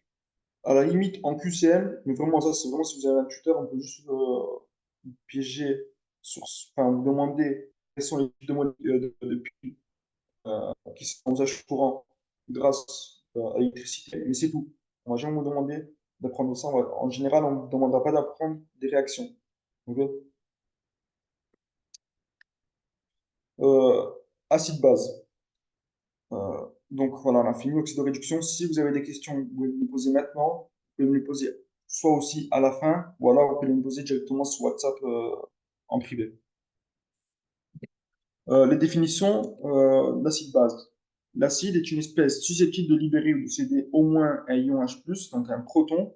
On appelle ça un H+, on l'appelle un proton. Pourquoi? Parce que l'atome enfin, l'atome d'hydrogène est fait d'un proton et autour de lui un électron qui tourne autour. Or, H+, c'est un hydrogène qui a perdu un électron. Donc, il a perdu le seul électron de sa couche 1s. Et donc, tout ce qui va rester, c'est un proton. Donc, c'est pour ça qu'on peut se permettre de faire ce raccourci-là et d'appeler ça un proton. Voilà. Un monoacide, donc mono, un acide, un H HCN, c'est moins, bon, ça on s'en fout. Base, espèce susceptible d'accepter au moins un ion H+. Donc ici, par exemple, ici, l'acide cyanhydrique est un acide, il va céder un électron pour devenir une base. Bien là, c'est le contraire. Là, ici, vous avez l'ammoniac, okay, NH3 plus H+, qui va donner NH4 plus, qui est l'ammonium. NH3 ici, vous voyez qu'il peut accepter l'H+, et devenir de l'ammonium. Donc lui, il va être la base. Ok, c'est lui une base, donc il est susceptible d'accepter au moins un ion H+, et lui, c'est l'acide. Ok, c'est celui qui va céder le H. C'est l'espèce qui va céder le H. Et là, au contraire, bah là, vous avez l'acide et là, la base. Okay. C'est comme un petit peu les couples redox. Vous avez une forme acide et une forme basique. Qu'il s'agisse d'une base ou d'un acide, les réactions sont toujours inversibles. Donc, c'est à partir de cette phrase tout à l'heure que je vous ai mis la phrase que les réactions redox et acido-basiques sont toujours inversibles, qui est synonyme aussi de réversible. On utilise ce terme, mais le terme c'est réversible. Okay, c'est synonyme de réversible. Et c'est toujours. Là, je sais qu'à force de faire des QCM, vous allez devenir parano, vous allez avoir peur des adverbes comme toujours, enfin des mots comme toujours, jamais, aucun, mais parfois, ces items sont vrais. Donc ici, si je vous dis que toutes les réactions acide-base sont toujours inversibles, ben, c'est vrai. Okay. À tout acide correspond une base et inversement. Les deux espèces associées dans la même réaction forment un couple acide-base. Donc là, on est vraiment dans le même schéma que les réactions redox. Voilà, c'est à peu près enfin, c'est très similaire. Vous allez voir, c'est facile à comprendre si vous avez bien compris les couples redox. L'acide et la base d'un même couple sont dits conjugués. HCN est l'acide conjugué, CN est la base conjuguée du couple HCN-CN. Certaines espèces peuvent céder un proton et accepter un proton. Ce sont des ampholites ou amphotères. À bien faire la différence entre ampholyte, qui est synonyme d'amphotère, et ce qui peut tomber en QCM. Donc là, j'ai fait une petite erreur, il n'y a pas de Y, c'est amphiphile. Il va y avoir énormément de QCM dessus. Lorsque vous, dans ce cours-là, où justement vous voyez ce que veut dire ampholyte et amphotère, et dans les cours, par exemple, de protéines, on va vous montrer ce que veut dire amphiphile. Okay, et là, on va vous piger dessus, on va vous piger et on va miser sur votre inattention. C'est-à-dire que parfois, vous pouvez lire rapidement un QCM, un item, et tomber dans le panneau. Pourquoi? Parce que vous n'avez pas lu la fin du mot. Donc, ampholyte, qui est synonyme d'amphotère, et on utilise le terme labile pour l'eau, enfin pour H2O, veut dire une espèce qui est capable soit de céder un proton, soit d'en accepter un. Donc, c'est une base et un acide à la fois. Okay. L'eau, c'est une espèce ampholyte ou amphotère ou labile. C'est trois synonymes. Okay. Ça veut dire quoi? Ça veut dire que H2O peut soit devenir soit un acide, donc ici on voit qu'il devient OH- plus H+, soit est une base, c'est-à-dire qu'il peut prendre un H+, et devenir un acide, H3O+. Amphiphile, donc étymologiquement, amphi veut dire des deux côtés et phile, bah, c'est celui qui aime. Celui qui aime les deux côtés. Amphiphile se dit d'une espèce qui est à la fois lipophile et hydrophile. Ok. Par exemple, les molécules qui composent la membrane plasmique ont une tête qui est hydrophile et une queue qui est lipophile. Je ne sais pas si vous avez vu ça au lycée. En enseignement scientifique, vous êtes censé tous avoir vu ce que c'est que la membrane plasmique, qui est formée donc d'une molécule qui est amphiphile, donc tête hydrophile et queue lipophile, tandis qu'ampholyte et amphotère, ça veut se dire d'une espèce qui accepte ou qui peut céder un proton. Voilà. Attention, la force d'un acide, ce n'est pas son pH, c'est sa facilité à céder son ou ses protons. La force est uniquement donnée par le Ka, constante d'acidité. Le pKa permet de travailler avec des valeurs beaucoup plus simples. Je vous donne pour un jaune, parce que c'est très important à comprendre. Ça tombe, on va vous piger dessus. Là, il y a plein d'annales qui vous montreront, pardon. On va vous dire, par exemple, la force d'un acide euh, correspond à son pH. C'est totalement faux, ça correspond à son K. Ok. Son pH, qu'est-ce que c'est? Le pH, c'est la concentration d'atomes, enfin, de protons ou d'acide dans le récipient. C'est ça le pH, potentiel d'hydrogène. Tandis que la force, elle, est caractérisée par son K, constant d'acidité. Donc, comme c'est dit ici, c'est sa facilité à céder les protons. Le pKa permet de travailler avec des valeurs beaucoup plus simples. Le pKa, ça correspond à moins log de Ka. En gros, Ka, vous allez voir par la suite, je vais vous montrer, Ka, c'est des valeurs qui sont énormes. C'est des valeurs comprises entre des 10 puissance, vraiment 10 puissance 10, 10 puissance moins 10. C'est des valeurs qui se jouent sur des milliards de milliards. Le pKa, lui, vu que c'est une fonction logarithmique, va nous permettre de raccourcir ces valeurs et de nous donner que des échelles. Ok, de dire, par exemple, enfin, de donner des valeurs comprises entre au moins 10 et 10, quoi. C'est vraiment des valeurs toutes petites parce que ça repose sur l'échelle logarithmique. Voilà. Voilà. La force d'un acide caractérise la facilité avec laquelle l'acide cède son ou ses protons, la base avec laquelle elle accepte le proton, la force des acides et des bases est donnée par la constante d'acidité. Ok, la force des acides et des bases, très important. Les bases aussi sont caractérisées par la constante d'acidité, même si le nom peut paraître contradictoire à première vue d'œil. Voici une réaction acido-basique, d'une molécule acide qui va réagir avec de l'eau, qui va donner donc A- plus H3O+. Ok. Ka est la constante du couple AH-A-. Les valeurs de Ka se trouvent dans les tables numériques spécifiques, valeurs qui varient de 10 puissance 10 à 10 puissance moins 20. Ça ne tombe pas en QCM cette valeur, donc pas trop à apprendre, surtout à comprendre. En général, les constantes d'acidité avec lesquelles on va avoir affaire, c'est des constantes qui sont comprises entre 10 puissance moins 20 et 10 puissance 10. À noter que le Ka n'a pas d'unité, ok. Le pH non plus, ils n'ont pas d'unité. Pourquoi? Parce que ça s'annule. Regardez ici, les deux unités vont s'annuler. Donc, étant donné que le pKa est une fonction logarithmique, donc pKa est égal à moins log de Ka. Donc ici, par exemple, vous allez avoir, euh, voilà, par exemple, je vais vous donner un exemple. pKa faible, c'est un acide fort. Acide acétique est un Ka de 1,8 fois 10 puissance moins 5.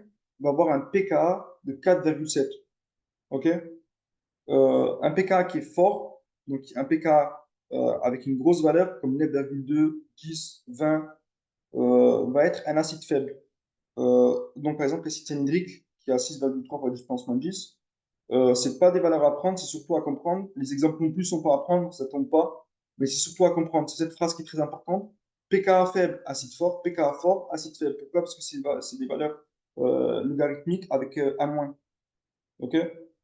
Euh, le logarithmique permet de faciliter les puissances de 10. Ici, il y a le moins. pKa faible, acide fort, pKa fort, acide faible. Vraiment à retenir, ça va tomber en QCM, ça tombe tout le temps, ça tombe tous les ans, je crois, en QCM, cette phrase. Donc, tâchez de bien la comprendre et surtout de bien l'apprendre. L'eau est un composé amphotère. En tant qu'acide, H2O, OH- plus H+, et en tant que base, H2O plus H égale à H3O plus A, on s'en fout. On vous l'a déjà dit, on vous l'a déjà montré, ce qui est important, c'est ça. H2O, H2O, lui, il est égal à 1.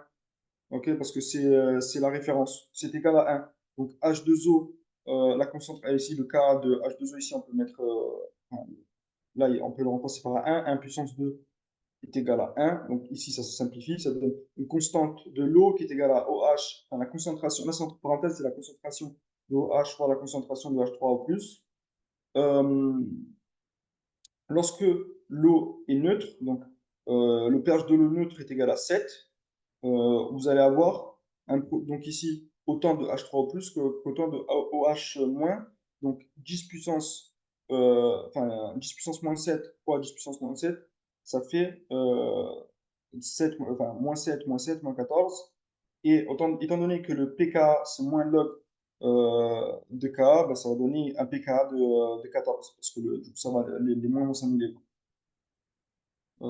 Ça, c'est surtout des valeurs à apprendre, mais surtout à comprendre. Enfin, c'est facile à comprendre, vous allez voir. Vous savez que le pH, c'est moins log de la concentration de H3O+. Donc, si le pH est égal de 7, alors la concentration, ça va être 10 puissance moins 7. Or, 10 puissance moins 7, au vrai, ça fait 10 puissance moins 14. Ouais, 10 puissance moins 14. Ça aussi, on s'en fout. C'est juste à lire, si vous voulez, mais ça tombe pas. On va voir ce qui tombe vraiment par la suite et je vais vous donner quelques moyens pour apprendre. Mais voilà, on va essayer de tâcher de finir cette diapo et ensuite on passera au vif du sujet. Donc, la constante de basicité, KB, constante de basicité, c'est OH, A, enfin, tout ça, voilà, ça, bon, on peut passer pour une finalité qui va donner pKa plus pKb qui est égal à 14. Ok.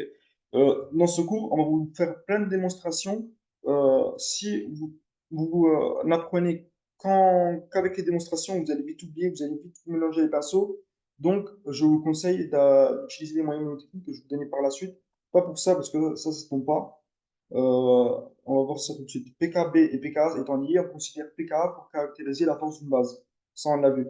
Lorsqu'on a une base, on caractérise par sa constante d'acidité et pas par sa constante de basicité. Pourquoi? Parce que PKB et pKa sont liés. Ok. Et nous, on préfère toujours travailler avec pKa. Euh, attends, deux minutes. L'eau pure est neutre. Donc, comme je vous l'ai dit, son pH est égal à 7. OH est égal à H3O+, donc 10 puissance moins 7. Ajout d'acide dans l'eau, bah, la solution est acide, la solution devient acide. Ajout de base dans l'eau, la solution devient basique. Ok. L'eau est neutre, donc si on met plus de base, bah, elle va devenir basique, et si on met plus d'acide, elle va devenir acide. Seul H3O+ est considéré pour exprimer la basicité ou l'acidité des solutions. Ok, c'est ce qu'on disait tout à l'heure, on préfère toujours travailler avec le pKa. Les valeurs de H3O+ varient de quelques unités à 10 puissance moins 14. On utilise une échelle logarithmique plus commode. On définit ainsi une nouvelle grandeur appelée potentiel hydrogène ou pH de la forme pH est égal à moins log de H3O+. Ça, c'est une formule très basique que vous allez voir énormément cette année. Soit vous la connaissez parce que vous l'avez vu énormément de fois au lycée, ceux qui ont pris spé physique en terminale, soit vous ne la connaissez pas, mais vraiment très facile à apprendre. Le pH ne donne aucune indication sur la force des acides et des bases. Très important à retenir. Des acides et des bases de force différentes à concentration convenable donnent une même valeur de pH. Ok. C'est pas parce que le pK du molécule est plus élevé que le pK d'une autre qu'à concentration équivalente, le pH va être différent. Voilà. Ça, c'est l'échelle de pH pour ceux qui ne la connaissent pas. Le pH va de 0 à 14. Entre 0 et 7, la solution est acide. À 7, elle est neutre. Et entre 8 et 14, elle est alcaline. Elle est basique. Alcaline, basique, c'est synonyme. Ceux qui ne savent pas ça, apprenez-le bien parce qu'on va vous piéger beaucoup de fois dessus en QCM. Donc, c'est vraiment très basique. Ce sont vraiment des rappels très basiques de cette année. C'est à bien connaître. Euh, donc, voici la différence entre pH et pKa. pH étant moins log de la concentration d'H3O+, pH se repose seulement sur la concentration d'acide qu'on va trouver dans le récipient. C'est ça, le pH, potentiel hydrogène. pKa, lui, c'est vraiment de l'ordre électrostatique. C'est avec quelle force notre molécule va céder son H+, au profit d'une autre molécule. Ok. Là, c'est concentration, et là, c'est au niveau vraiment électrostatique. C'est avec quelle liaison, enfin, liaison, les forces de liaison entre les atomes et les molécules, etc., etc.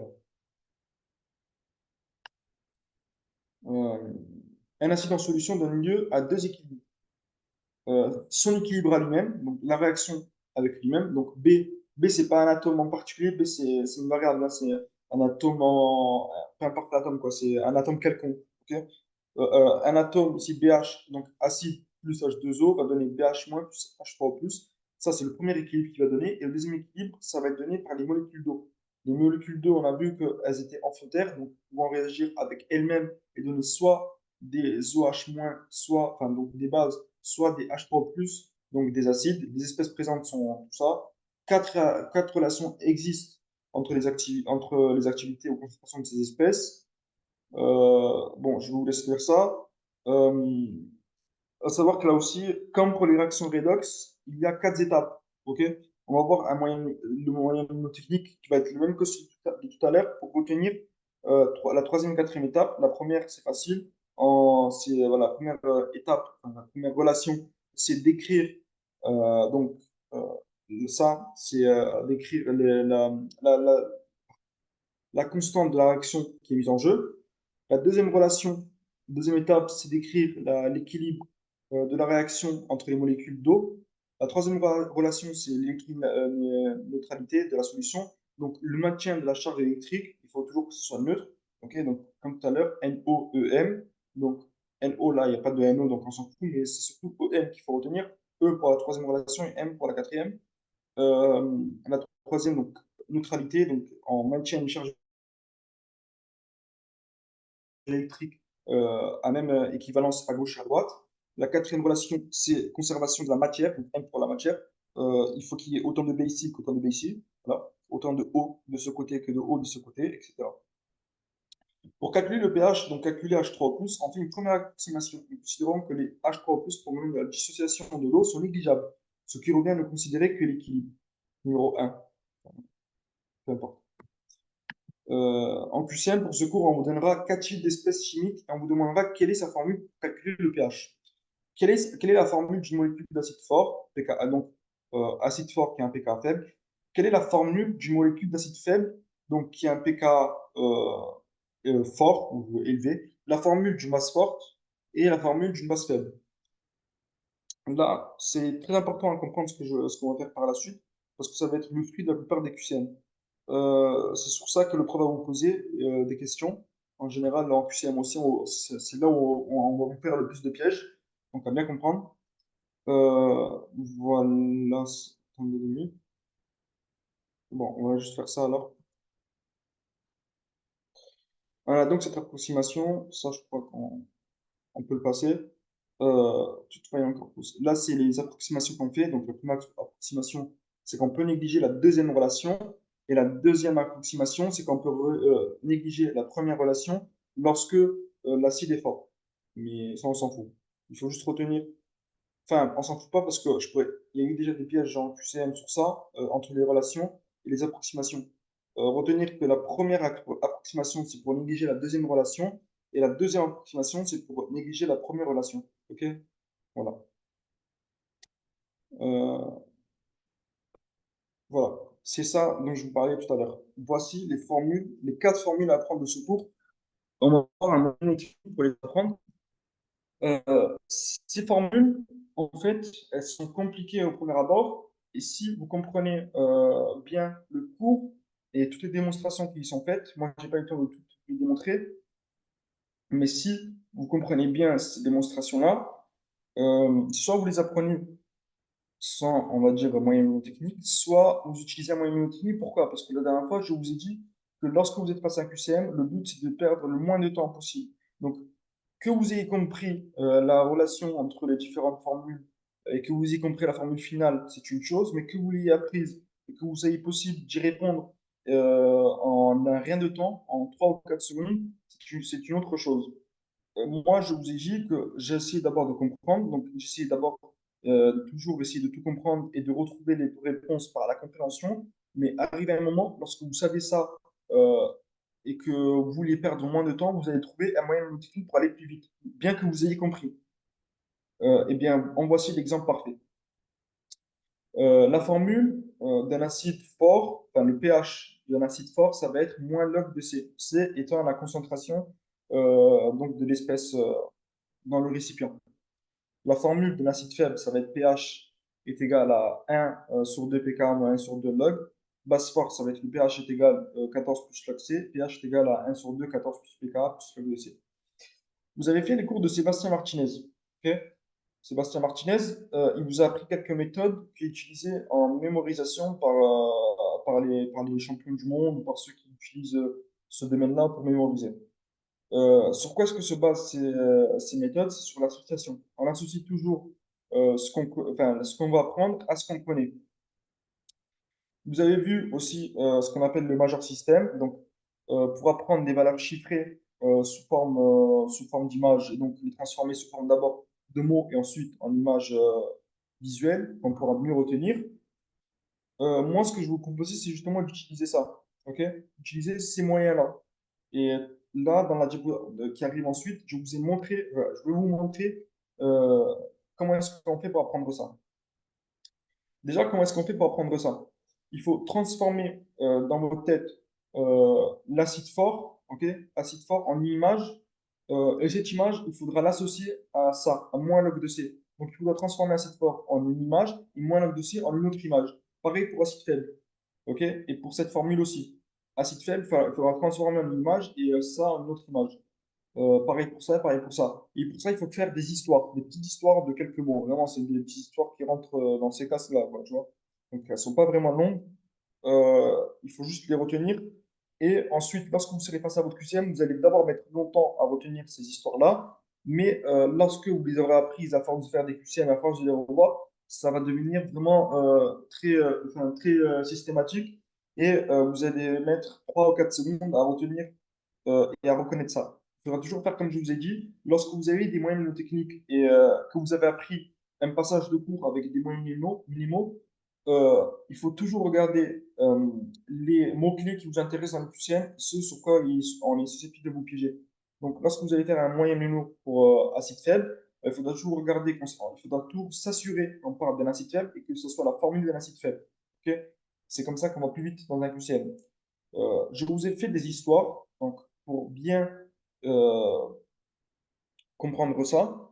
Donc voici les histoires. Ça m'a énormément, je vais vous les mettre tout de suite, mais ça m'a énormément servi durant mon année de passe. Je me suis énormément servi des moyens mnémotechniques, des palais de mémoire, des associations, du major système pour apprendre les valeurs chiffrées, pour apprendre des mécanismes, pour apprendre beaucoup de choses qui étaient par cœur, on va dire.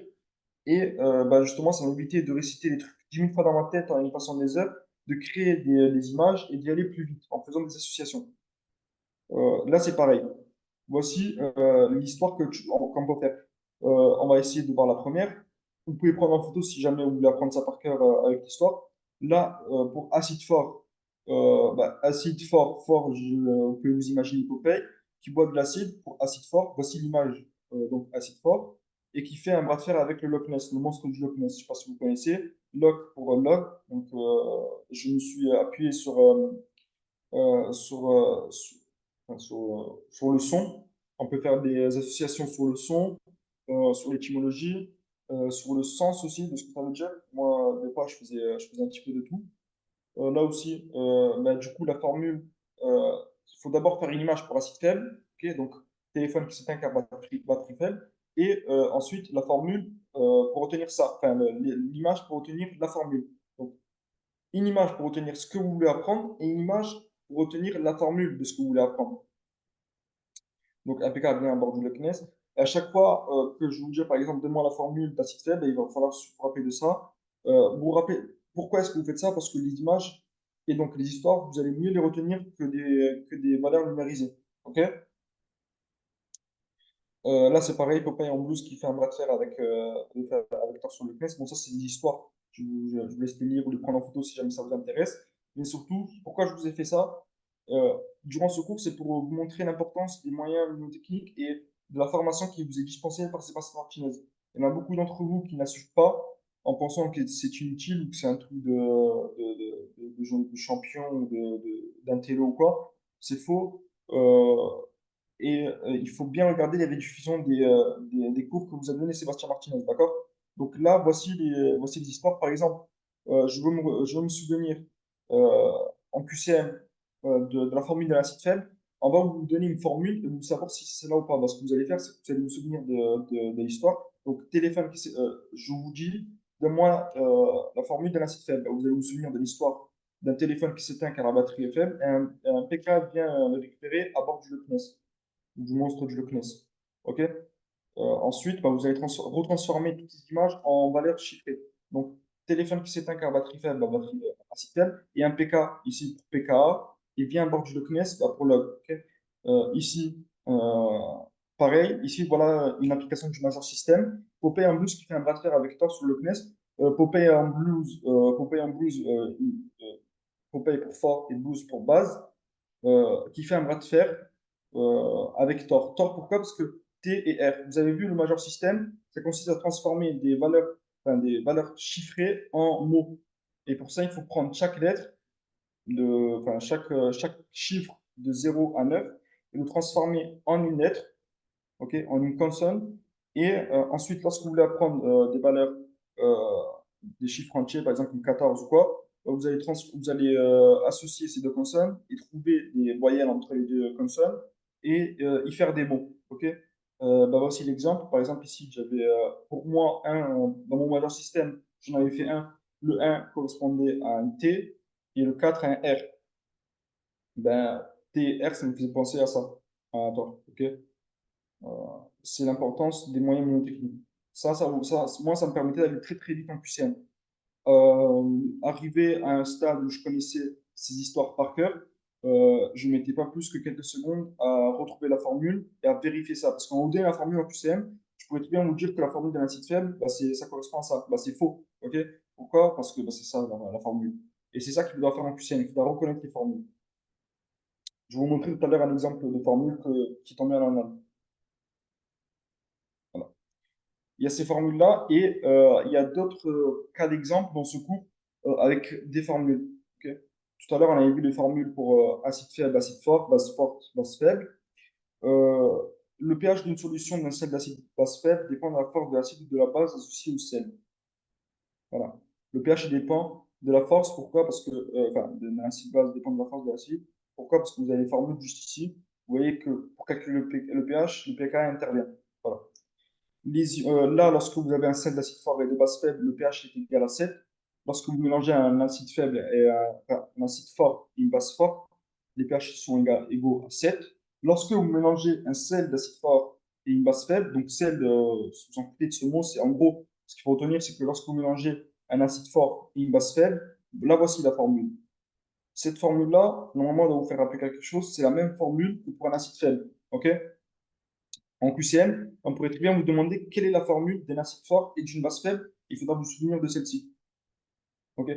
Ben, ça, c'est très simple. L'acide fort et une base faible. Si vous avez fait une histoire pour apprendre la formule d'un acide faible, donc qui est juste ici, bien, vous allez vous rappeler automatiquement de cette formule-là parce que c'est exactement la même. Ok. Là, on l'a mis en facteur, le 1,5, mais c'est exactement la même formule. Lorsqu'on mélange un sel d'acide faible et de base forte, on va aussi avoir une autre formule pour calculer le pH de cette solution. Ok. Voici ici l'acide faible, ici CH3CONA, CH3, CH3COO, c'est l'acide acétique. Donc, euh, l'acide acétique, c'est reconnu comme étant une base faible, donc qui accepte difficilement les H+. Et là voici la formule.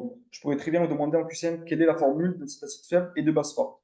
Eh bien, si vous avez appris la formule d'une base faible, vous allez, qui est juste ici, vous allez voir que c'est exactement la même formule que pour celle d'un acide faible et d'une base forte. Ok. C'est pour ça qu'il faut bien retenir ces quatre formules. Je suis allé dans le vif du sujet pour ce cours.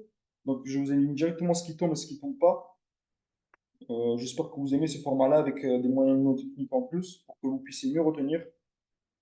Voilà. Ici, pareil, formule d'un site d'acide faible et de base faible. Là, c'est la seule formule supplémentaire qu'on m'a dit que je vous demandais d'apprendre, parce que celle-là, il n'y en a aucune, dans aucune que vous avez appris tout à l'heure qui ressemble.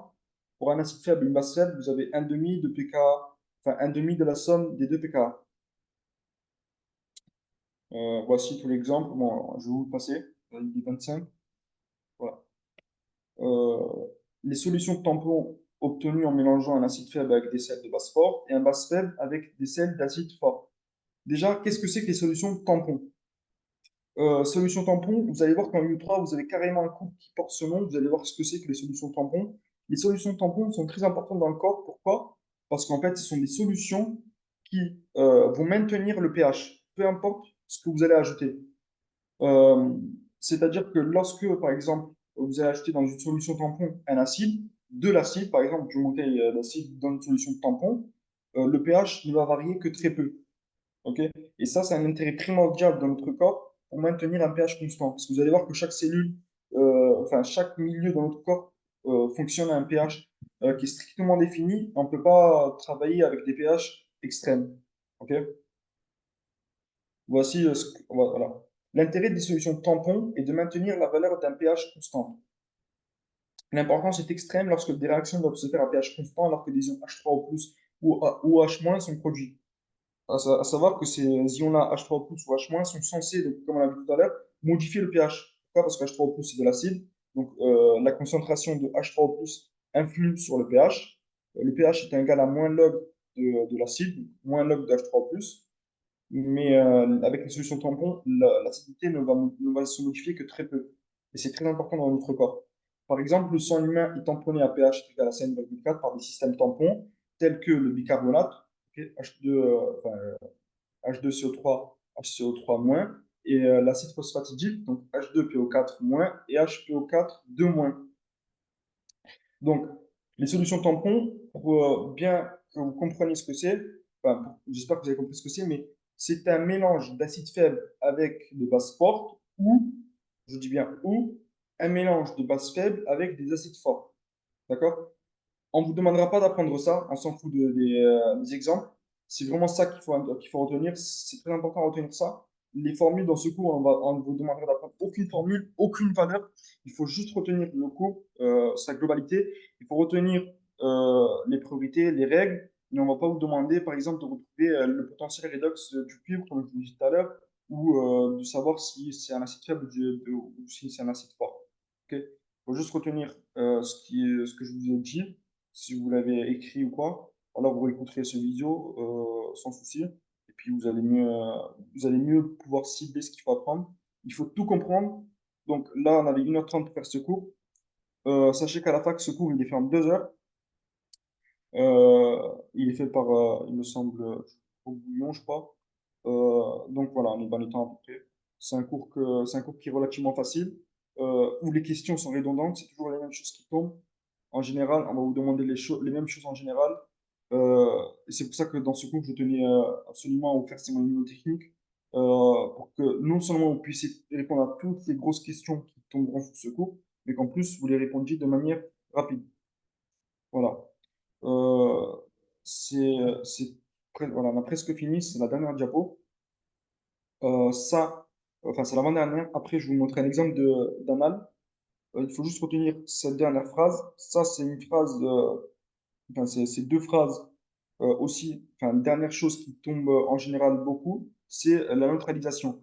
Lorsqu'on met un acide fort dans une base faible, donc on a un récipient avec un acide fort, ok, et un acide fort qui, pour rappel, a un pK faible. Lorsqu'on va mettre une base forte, donc c'est-à-dire qu'on va l'annuler, le neutraliser par la même concentration, on va mettre autant d'acide fort que d'acide faible, le pH est égal à 7.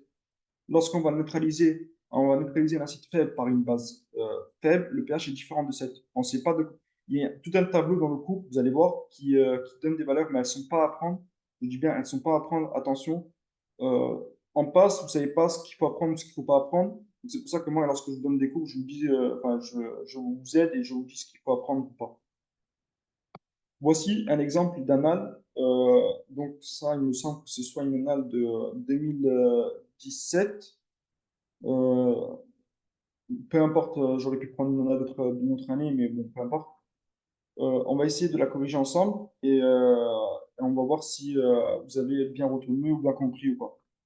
À propos des réactions d'oxydoréduction et des réactions acido-basiques, quelles sont là les propositions exactes? Le sens d'évolution d'une réaction d'oxydoréduction dépend de la force relative de couple redox. Est-ce que c'est vrai ou c'est faux?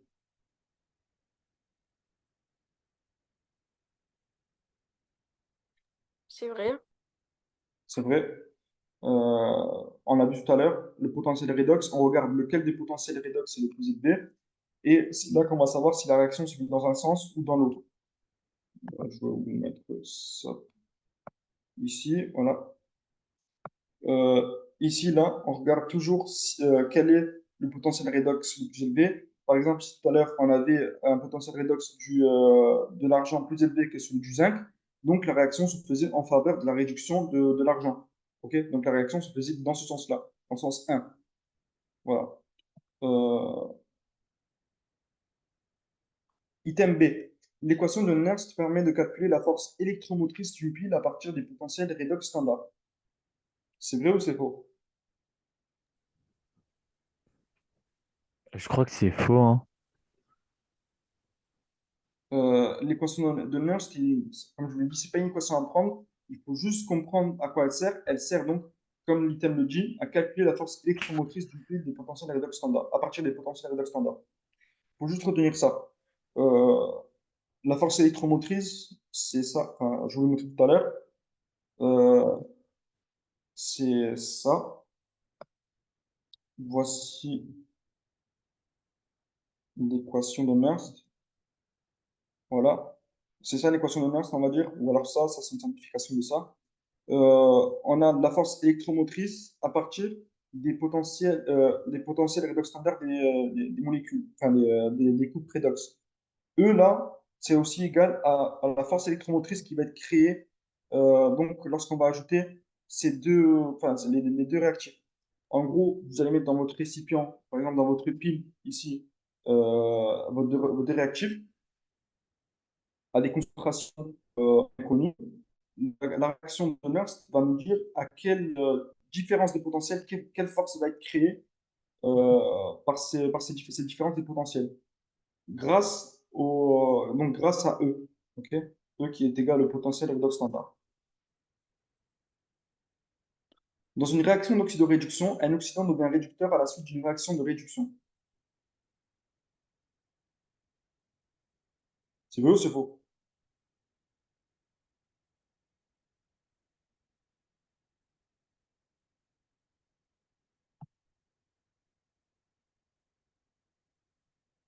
Vous savez pas? Bon. Euh, L'item est vrai. Un oxydant est une molécule qui est pauvre en électrons. Un réducteur, c'est une molécule qui est riche en électrons. Un autre moyen mnémotechnique, ça pourrait être par exemple qu'un réducteur comme R est riche en électrons. Ok. Un oxydant, je sais pas, il y a un O enfin, phonétiquement pauvre, même si ça écrit AU, mais voilà, qui est pauvre en électrons. Et donc, un oxydant devient un réducteur à la suite d'une réaction de réduction. Une réduction, c'est un apport d'électrons. D'accord? Donc, un réducteur, il est riche en électrons, un oxydant, il est pauvre en électrons. Et donc, lorsqu'un oxydant subit une réaction de réduction, il devient un réducteur, et vice-versa. Lorsqu'un réducteur subit une réaction d'oxydation, il devient un oxydant. Ça pauvre bien en électrons. Dans le cas d'une solution de sel d'acide faible et de base faible, le pH est égal à la demi-somme des pKa. C'est vrai ou c'est faux? C'est vrai. C'est vrai. C'est la formule qu'on a vue tout à l'heure, dont je vous ai dit qu'il n'y avait pas, enfin, j'avais pas trouvé de moyen mnémotechnique. C'est voilà, acide faible, base faible est égal à la demi-somme des deux pKa, des deux réactifs. Euh, Item E. Dans le cas de la neutralisation d'un acide faible par une base forte, le pH de neutralisation est différent de la valeur 7. C'est vrai ou c'est faux? Allez-y, sans vous trompant que vous allez me retenir. Bon. Ouais, c'est Euh, vrai.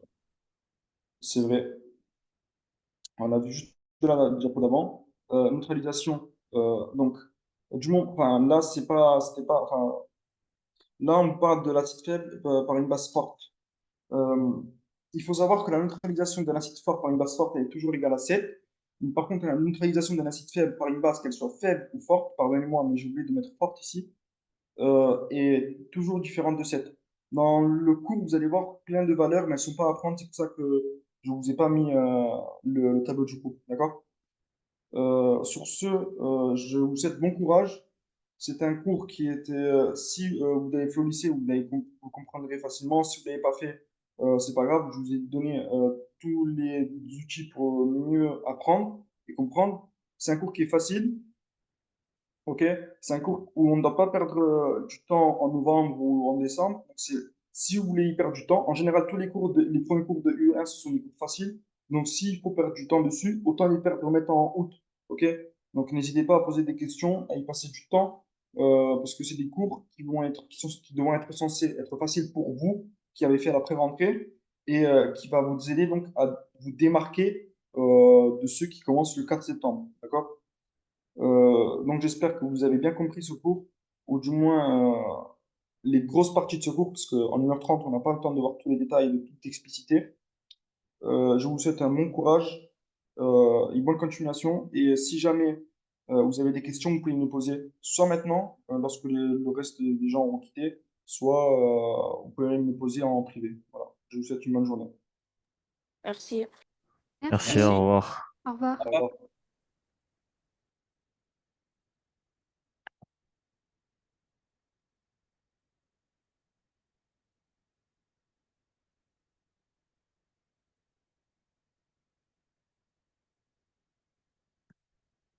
Au revoir.